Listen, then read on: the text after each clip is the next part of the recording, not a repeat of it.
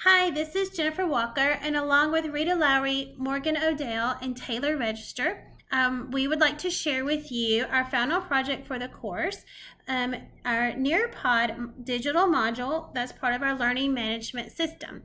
So we actually chose Nearpod for quite a few reasons, and we'll bring attention to those reasons as we go through the module. But the first one I wanted to share with you actually begins before the students even get in the module.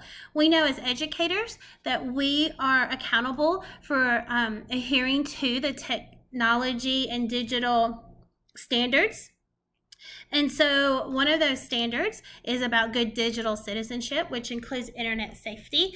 And so for the safety of our students, we have set up a code for them to join the Nearpod session. This code does not change unless you change it or unless you edit your module. So you can give that out to your students when they need it. So we're going to go ahead and join and begin going through our digital module. It will recognize the students because as a teacher, when you set it up, you'll put all of your students in there with an ID. They're actually going to need that ID a little later to do one of the components in the module. We're going to join the session, and then we'll be ready to begin. So, like I said, we chose Nearpod as our digital platform. Our grade level is kindergarten, and the standard we chose was one of the operations and algebraic thinking standard, and the specific one is students learning to apply and have better understanding that addition means to add to and subtraction means to take away. And for the purpose of this lesson, they are going to be manipulating numbers to make 10. So to begin our lesson, we're going to put all of that teacher language into student-friendly language for their I can statement. I can statement, I can take any number from 1 to 9 and show what I need to add to it to make 10. Now, let me mention here one of the reasons for the I can statement is also, I'll go back to it while we discuss it, is also because we know going into the fall that there's a good chance that we will have students who are in our classroom that we're teaching face-to-face and also students at home who choose to distance learn. And so Nearpod, one of the reasons why we chose to show you this digital platform is because this is a great tool to help teachers prepare for that. You can just make one lesson and your students in class can move through the lesson and your students at home can move through the lesson. And so you're not having to set up two different lesson plans or learning experiences for two different sets of groups. Now you will have to choose whether students go through it in teacher mode, live lesson mode, or in student pace mode. We're using the student pace mode here for this demonstration because it allows me to go through and show you all the different components a little easier. The live mode is where the teacher actually does the lesson with the students in her classroom, and they can't move on to the next part of the lesson until she indicates on her device that they can do so. So the first part of this kindergarten lesson is going on a scavenger hunt. We chose to kind of provide an icebreaker to get the students thinking in the right direction for this lesson. And we picked items that students will have access to in the classroom as well as at home if they are distance learning. There are 3 questions for them to ask. There's multiple questions on each one just to give them an opportunity to really think through what they're doing. Now, what I really like about this scavenger hunt and the options we have for Nearpod is this is called a draw it slide. So we can answer the first question, find 2 pencils and 1 crayon, how many items do you have? And the students can hit on the text, and absolutely they can add their text right here. I was playing with it earlier and there's some on there, but we can just add to that. And so you're just gonna click on it. If it will cooperate with me, there we go, and just type that I have 3 spoons, or just 3. Another option for the draw it slide is they can actually pick a color and click and draw their pencils or their spoons or whatever it is that they have, and they can show it that way. One of the components of the SAM-R model, as well as just good practices in 21st century teaching and learning, is to allow students to provide their knowledge, to show you their understanding in multiple ways. And this type of setup in Nearpod absolutely supports that. So when they finish that, they're going to go on and they're going to move through some open-ended questions. Same thing with the scavenger hunt, is they're going to be allowed to explain to you and share their answers in different ways. We have a 10 frame here available for the students to look at. And then based on how their observations for this 10 frame, we want to hear how they're going to answer these questions. How many dots are on the frame? What did you notice about the dots on the frame? Well, how many more do you need to make 10? And they can choose to type it in here, or the option that I really liked was they can actually click down here on the record audio and record their answer.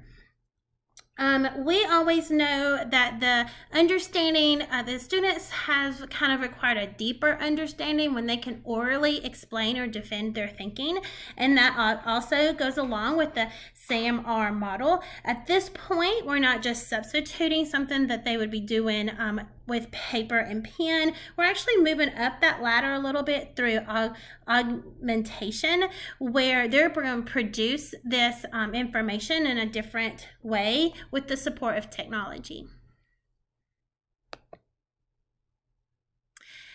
Now they are going to get to play a game. And this is more of a basic step on the SAM-R model, where you are using technology, but it's really just taking the place of the pen and paper. This is just a matching game. And so they're going to be able to click on, and they need to pick 2 cards that when added together make 10. So if they pick 5 and 9, it will tell them that they're wrong. But if they pick 5 and 5 more, it'll tell them that they're right. And so they can click through here and play this fun matching game. Now this is really when we start moving up the ladder of the SAM-R model, when we start getting into more collaboration and really redefining the activity and the learning experience. And so one of the components that we really liked about Nearpod was being able to integrate Flipgrid. And so this is where I was saying earlier in the presentation that they can put in a code.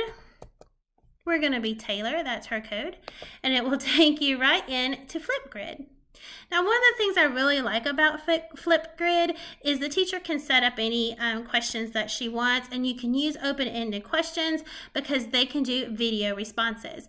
So for our questions in Flipgrid, we want them not just to tell us, to explain how they solved their math problem, but we want them to show us with their items at home. So we can really see how they're counting and how they're manipulating those items to get to 10. And so in order to be able to do that, we set up a video component. That is why it had to have their student ID. Hi, there I am. And so I would be able to, for 3 minutes, actually show the manipulatives, the pencil clips or the paper clips or the pencils or whatever I was using at home. And I would be able to show my teacher exactly how I was working through that problem.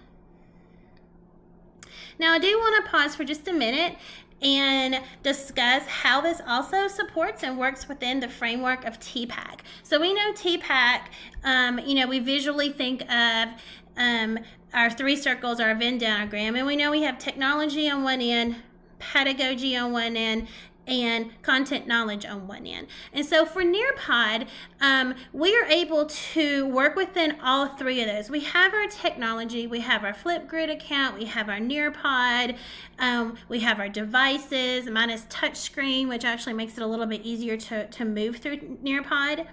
And then we have an understanding of pedagogy. We know how we teach, and most importantly is we know how our students learn.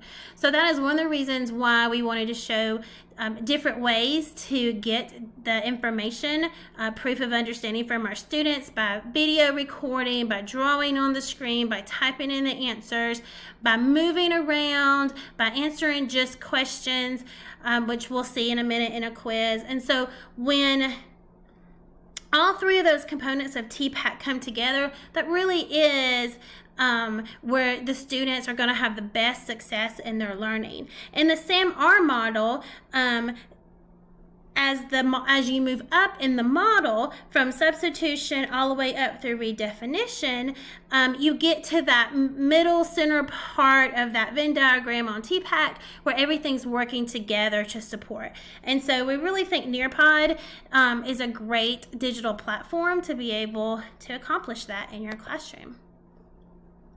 So like I said, we do want to get our students moving. We don't want them all to do sitting things on the devices, even in the classroom or if they're distance learning.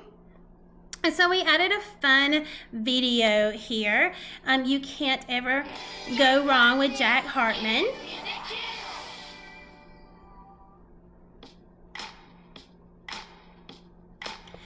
So we won't listen to the whole song, but they get to use their fingers and talk about number pairs and what pair of numbers gets you to the number 10.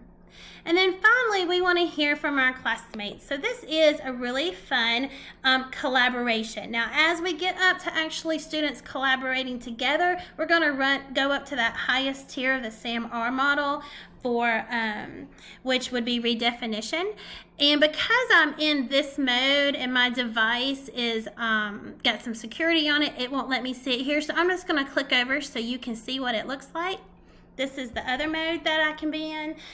And I have put if you'll see here, a question about how you can make 10, what two numbers do you need to make 10, how do you know that makes 10, and then students will be able to type in their answer on these fun little Post-it notes.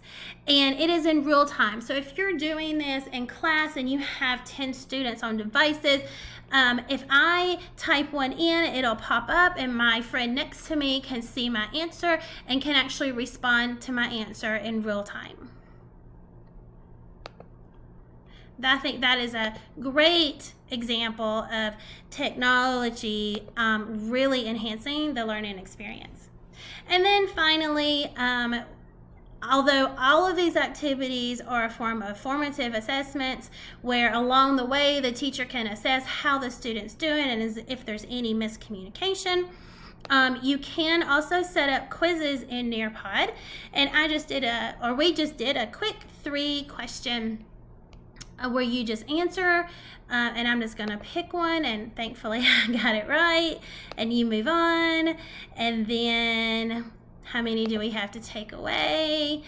And then our last question is, do I understand what I'm doing, or do I think I need more help, please? And so I can answer that I think I might need more help, which would kind of almost serve as an exit ticket for this lesson. And then as students click out, it'll tell them their score and how they did, which is instant feedback. And it will also show them down here at the bottom the correct answer.